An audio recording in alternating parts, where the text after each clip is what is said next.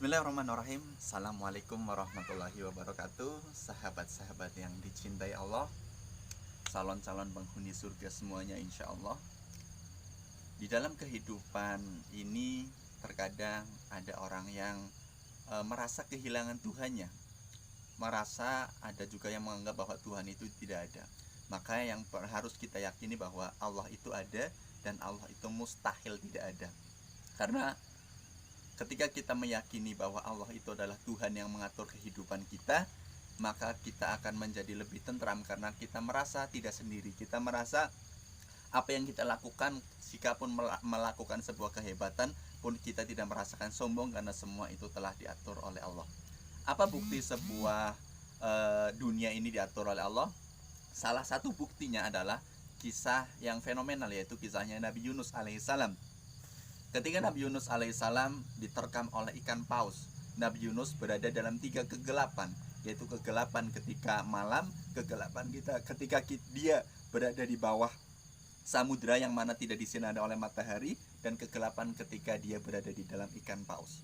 Nabi Yunus alaihissalam memiliki zikir yang mana la ilaha illa anta subhanaka inni kuntum minadz dzalimin, yang mana malaikat sudah mengenal betul bagaimana Nabi Yunus alaihissalam terbiasa dengan zikir itu, yang mana zikir itu juga zikir yang diridhoi oleh Allah.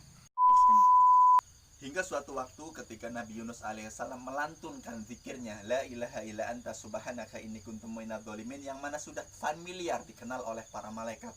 Malaikat sudah mengetahui di mana tempat yang biasa Nabi Yunus alaihissalam berzikir. Hingga kemudian suatu waktu ketika Nabi Yunus alaihissalam diterkam oleh ikan paus, berada di dalam paus, kemudian di dalam riwayat Tirmizi, kemudian para malaikat mengadu kepada Allah, wahai Allah, aku mendengar bahwa Yunus alaihissalam sedang melantunkan zikir.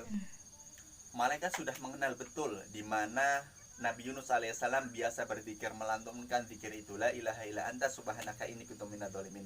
Hingga suatu waktu ketika Nabi Yunus alaihissalam diterkam oleh ikan paus, kemudian malaikat mengadu kepada Allah, wahai Allah, saya mendengar zikirnya Yunus, namun berada di tempat yang tidak biasanya dia berzikir.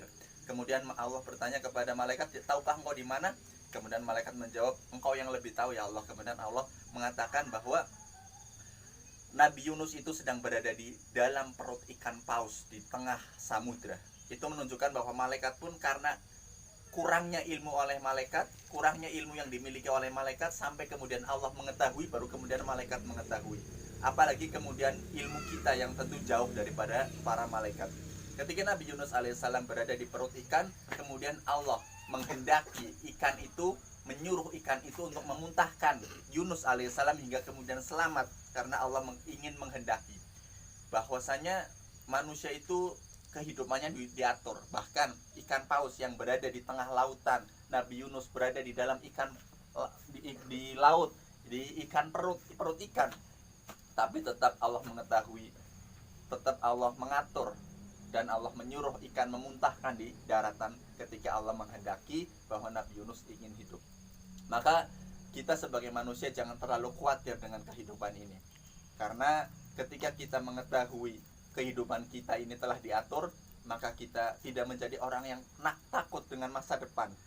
Masa depan itu tidak seseram apa yang kita bayangkan, dan masa depan juga tidak sebagaimana yang kita bayangkan selalu, karena sejatinya adalah Allah yang mengatur. Kita hanya berencana, kemudian Allah yang mengatur dan Allah yang menentukan. Ketika kita tahu bersandar kepada siapa, maka di dalam diri kita tidak ada rasa takut.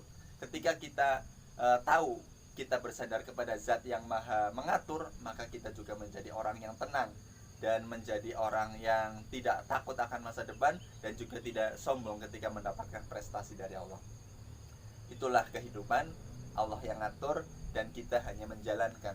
Maka jalankan sebagaimana yang Allah perintahkan, agar Allah ridho kepada kita, hingga kemudian Allah memanggil kita, ya ayatuhan nafsul mutmainnah, wahai jiwa-jiwa yang tenang, irji'i ila rabbiki radiyatan mardiyah fadkhuli fi ibadi wadkhuli jannati. Manusia-manusia yang tenang kemudian dipanggil oleh Allah untuk masuk ke dalam surga nanti. Maka semoga kita menjadi salah satu manusia yang dipanggil dan menjadi jiwa-jiwa yang tenang, hingga kemudian kita melangkahkan kaki kita ke dalam surganya Allah dengan ridho Allah, dengan kuasa Allah, insya Allah. Wassalamualaikum warahmatullahi wabarakatuh.